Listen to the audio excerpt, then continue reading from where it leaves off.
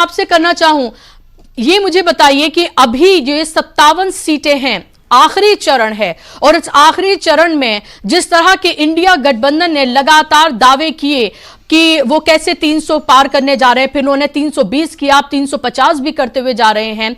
Akhilesh Yadav 140 BJP के लिए कह रहे हैं, राहुल गांधी 150 कह रहे हैं।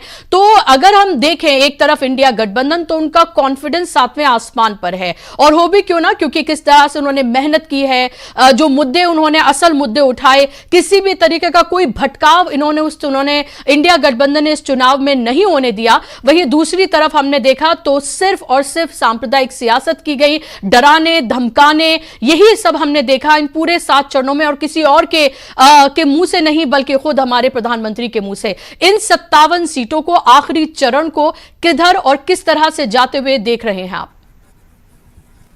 जी, शुक्रिया बुशरा जी।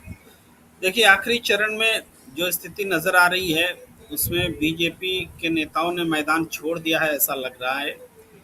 आप देखेंगे टेलीविज़न चैनल्स जो जिनको दिखाना चाहिए मतदान की पूरी लंबी कतार और चुनाव में अपडेट्स, वो अपडेट्स न दिखा करके जेपी नड्डा का इंटरव्यू दिखा रहे हैं। और मैंने किसी भी न्यूज़ चैनल की प्राथमिकता खबर होती है। अब एक दिन पहले का इंटरव्यू आप मतदान के दिन दिखाएं, आप देखिए स्पेशल कवरेज कर रहे हैं सबको बिठा करके, यूजुअल से हट करके, जो यूजुअल रूटीन होता है, चूँकि मतदान सबसे बड़ा अवसर होता है लोकतंत्र का।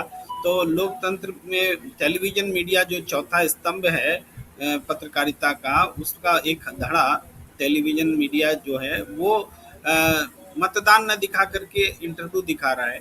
इसके अलावा नरेंद्र मोदी खुद ही भाग चले हैं कन्याकुमारी, और उनके जो 57 सीटों पर मतदान हो रहे हैं उसमें जाहिर बात है कि बीजेपी के पास पिछले जैसे चरण में बहुत ज़्यादा स्टेक था, उसके मुकाबले कम स्टेक है। 25 सीटें उन्होंने जीती थी, और इस बार चूँकि उनको दिख रहा है कि जो बंगाल में चुनाव होना है, जो उत्तर प्रदेश में होना है, ये जो हो रहा है, इन जगहों पर उनकी स्थिति बहुत ख़राब दिख रही है। तो इसलिए एक निराशा और हतोत्साहित वाला माहौल है उनकी पार्टी के भीतर। कहीं कहीं जगह से, जैसे गाजीपुर से खबर आ रही कि बीजेपी के ब्लॉक स्तर के नेता मारपीट कर रहे हैं। तो अब वो थोड़ा बहुत जो दिख गया वो फ्रस्ट्रेशन ही नज़र आ रहा है। तो 7वां चरण आते आते अब मैदान से बाहर है, केवल ऐसे ही मैदान से बाहर नहीं, फिजिकली भी मैदान से बीजेपी बाहर दिख रही है। आज वोटिंग के दिन में बीजेपी के नेता, आरएसएस के लोग तो पहले से ही दिखना बंद कर चुके थे, आज बीजेपी के नेता भी नहीं दिख रहे हैं।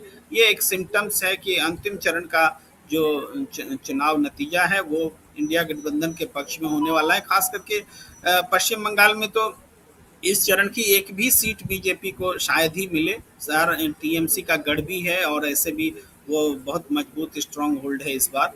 इधर पंजाब की स्थिति देख रहे हैं, पंजाब में भी बीजेपी को कोई तवज्जो नहीं मिल रही है। और पूर्वी यूपी, जो कि पिछले चुनाव में भी उनको टक्कर मिली थी, इस बार जोरदार टक्कर मिल रही है।